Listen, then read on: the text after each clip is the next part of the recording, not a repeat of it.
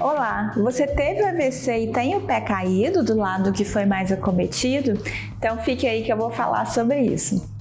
Para quem não me conhece, meu nome é Ludmila Toni, eu sou fisioterapeuta, atuo já há mais de 18 anos na recuperação de pessoas que tiveram AVC e recebo muita pergunta de pé caído. Essas perguntas vêm através do meu canal, falando de AVC para você, no YouTube, e da minha rede social, do Instagram, Lud Toni Physio. Então, se você não conhece, corre lá. Não sei por onde você está me vendo, mas corre nessas duas fontes de informação, porque realmente são fontes de informação. Todos os dias eu publico informação a respeito de AVC.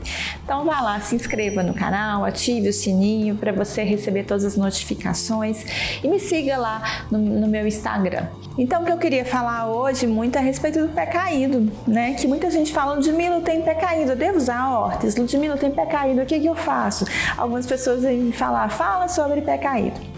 Então, vamos lá, vamos falar sobre o pé caído. Então, o pé caído nada mais o próprio nome fala, o pé ficar um pouco mais para baixo, o pé ficar literalmente caído, ok?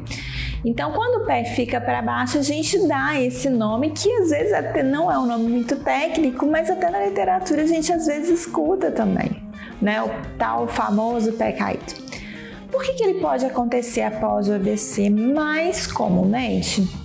É por conta da alteração que a gente tem de tônus, né, no membro inferior. Quando eu falo membro inferior, eu falo coxa, eu falo perna, eu falo pé, né, do quadril até lá embaixo.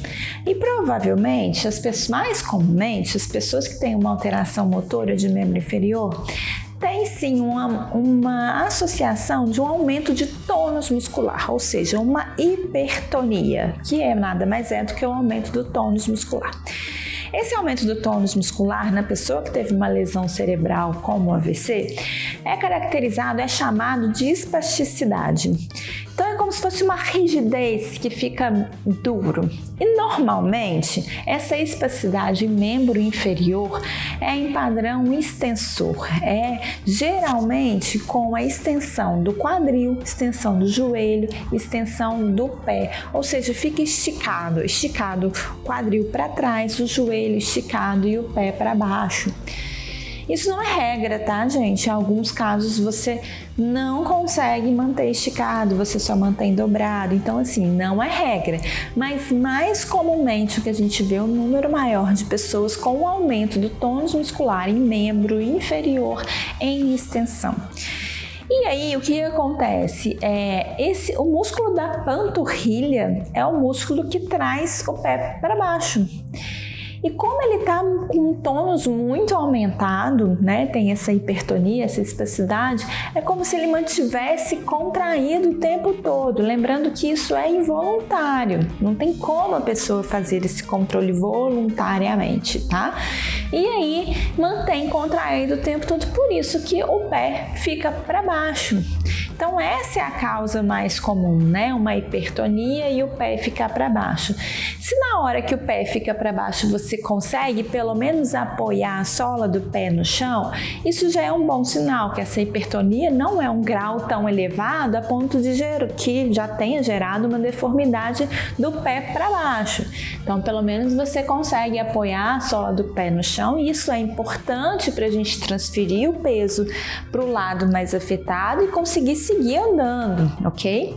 Em alguns casos, a pessoa já tem uma deformidade muito grande e aí o tornozelo não consegue voltar numa posição adequada e o pé fica apoiado só na pontinha do pé e aí já tem uma deformidade importante e aí atrapalha e gera um desequilíbrio em toda a marcha. É como se fosse a pisada não acontecer em toda a sola do pé e sim só lá nas pontinhas dos dedos. E aí é claro que você não consegue transferir o peso completamente para o lado mais afetado. Além disso, tem pessoas que podem ter o pé caído não necessariamente por uma hipertonia do tríceps sural, que é o músculo da panturrilha. Às vezes a pessoa não tem um padrão extensor, um aumento do tônus tão alto assim, né? Às vezes não tem aumento do tônus e às vezes não tem ativação, tá muito flácido, não tem ativação da musculatura. E aí a musculatura da parte da frente da perna, que é o tibial anterior, é o músculo que faz levantar o pé para cima. Então esse músculo precisa ser ativado, não tem aí a interferência do músculo contrário, que é da panturrilha, né, fazendo uma contração exagerada e jogando o pé para baixo. Então fica aí com um caminho talvez aí sem uma interferência tão grande que é da hipertonia, mas isso não significa que é fácil ativar essa musculatura, requer muita estimulação, requer, né, precisa ver a real ativação que já existe, se tem algum movimento, se não tem, se tem um resquício de contração, então o fisioterapeuta precisa avaliar direitinho isso. Então existem vários casos, entende, gente? Existem várias possibilidades do pé estar caído e é isso que o seu fisioterapeuta, a pessoa que te acompanha, o profissional que te acompanha, precisa identificar qual que é o maior problema.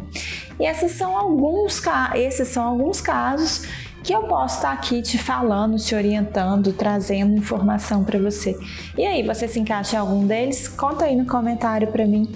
É sempre importante saber a sua opinião para que eu possa também estar gerando conteúdo todos os dias. E se te ajudou a esclarecer, a entender qual que é o seu caso, compartilha aí que pode ajudar outras pessoas também. Ok? Me siga aí no YouTube, né? Se inscreva no canal, me siga nas redes sociais, do Instagram, Lud Toni Físio, porque eu tô sempre aqui, todos os dias, trazendo conteúdo e falando de AVC para você. Até a próxima!